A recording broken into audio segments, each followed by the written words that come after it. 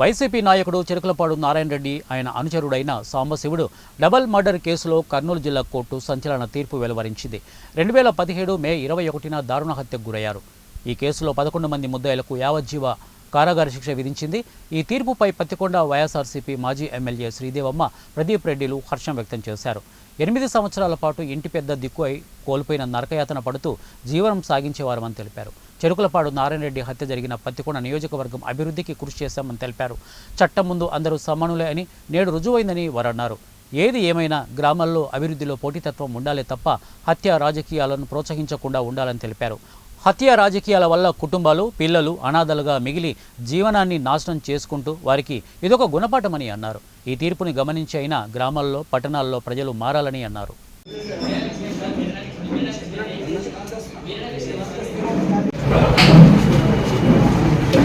2017 మే 21న నా భర్త చెరుకులపాడు నారాయణ రెడ్డి గారిని,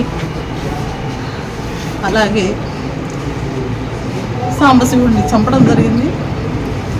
అప్పుడు కూడా టీడీపీ అధికారంలో ఉంది కాబట్టి విచ్చలవిడిగా మా ఇళ్ళ మీద దాడి చేసి మరి వెహికల్స్ని కూడా పగలగొట్టడం అన్నీ జరగడం మా ఆయనని చెప్పకంటే ముందు జరిగింది. కానీ ఎక్కడా కూడా మేము చెప్పినది మా వాళ్ళు పోయి చెప్తే ఎక్కడా కూడా పోలీసు వాళ్ళకి పోయి చెప్పుకుంటే కూడా అప్పుడు 2017లో వాళ్ళు చేసిన దారుణాలు ఎక్కడా కూడా ఈ తెలుగుదేశం గవర్నమెంట్ ఎక్కడా కూడా పోలీసుల్లోని ఒత్తిడి చేసి మా మీద దాడి చేసి మళ్ళీ మా గాసగాళ్ళ మీదనే కూడా కేసులు పెట్టిన పరిస్థితులు అప్పట్లో 2017లో. అయినా కూడా మేము సరే అని మా ఆయన అప్పుడు చాలా ఓడ్చుకొని ఉన్నాము. అయినా కూడా అది జరిగిన మళ్ళా ఒక కొన్ని నెలలకి మళ్ళా నారాయణ రెడ్డి గారిని, మా భర్తని, అలాగే సాంబశివుడిని ఎప్పుడో 100 సంవత్సరాల నుంచి మాతో ఎంతో కుటుంబ సమేతంగా ఉన్న వాళ్ళని ఆయనని అతి దారుణంగా చంపడం కూడా అప్పుడు టీడీపీ గవర్నమెంట్లోనే. కానీ ఈ నిరీక్షణ 8 సంవత్సరాల నిరీక్షణ నేను ఆ బాధ భరించాను. ఎందుకంటే చంపుకుంటూ పోతే ఇట్లే ఎంతమందిని చంపుకుంటూ పోతాం, చాలా మహాపాపం. ఇలాంటి ఫ్యాక్షన్లు ఎక్కడా కూడా చేయకూడదని చెప్పేసి నేను తర్వాత ఎమ్మెల్యే అయినాను, తర్వాత అధికార పార్టీ వచ్చింది. కానీ ఎక్కడ కూడా ఈ ఫ్యాక్షన్ రేపెట్టకూడదు అని చెప్పేసి చట్టం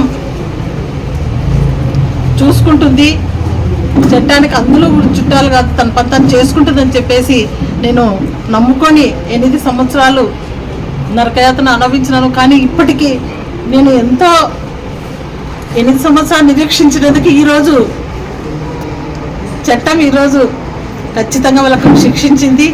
చట్టం మీద చాలా ఆశలు పెట్టుకొని ఉన్నాను.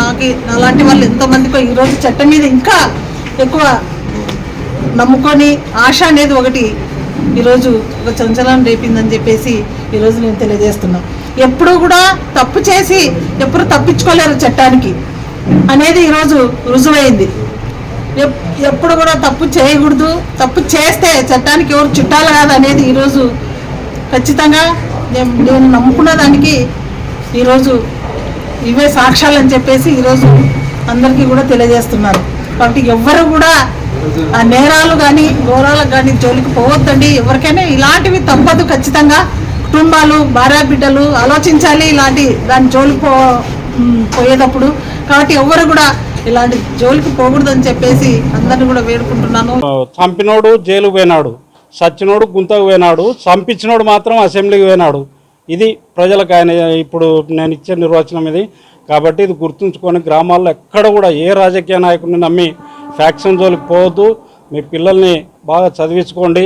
తర్వాత మీ పార్టీకి ఏ పార్టీకి ఓటేయాలనుకుంటే ఆ పార్టీకి ఓటేయండి. గ్రామాల్లో అందరూ కలిసి ఉండి అభివృద్ధికి తోడ్పడండి తప్ప ఏ రాజకీయ నాయకుడు నాతో సహా మా పార్టీతో అయినా సరే నమ్మి గ్రామాల్లో ఎక్కడ కూడా రాజకీయాల్లో ఓటు ఎలక్షన్ వరకే ఉండాలి తప్ప ఎలక్షన్ అయిపోయిన మరుసటి రోజు గ్రామం కలిసి ఉండి అభివృద్ధికి ఏ పార్టీ అయినా రాని ఆ పార్టీతో అభివృద్ధికి తోడ్పడి గ్రామాన్ని డెవలప్ చేసుకోండి తప్ప ఫ్యాక్షన్ జోలికి పోవద్దండి అని చెప్పి నేను ఇది అప్పుడు నారాయణ కూడా వెంకటప్ప నాయుడు కేసులో ఉండి ఆ కేసు కొట్టేసిన రోజే చెప్పినాడు ఆయన.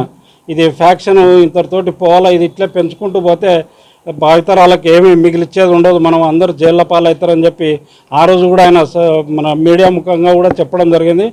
కాబట్టి దయచేసి ఎవ్వరు కూడా ఈ ఫ్యాక్షన్ జోలికి పోకుండా పిల్లల్ని బాగా చదివించుకొని రాజకీయాల్లో ఉంటే ఉండండి, ఎవరికి ఇష్టం వచ్చిన దానికి వాళ్ళు ఓటేసుకోండి, ఎలక్షన్ అయిపోయిన తర్వాత కలిసి పార్టీల్లో పనిచేసి డెవలప్మెంట్ చేయాలి తప్ప ఈ విధంగా చంపుకుంటూ పోయి ఈరోజు వాళ్ళ కుటుంబాల పరిస్థితి చచ్చిపోయి మా కుటుంబం నాశనమైంది.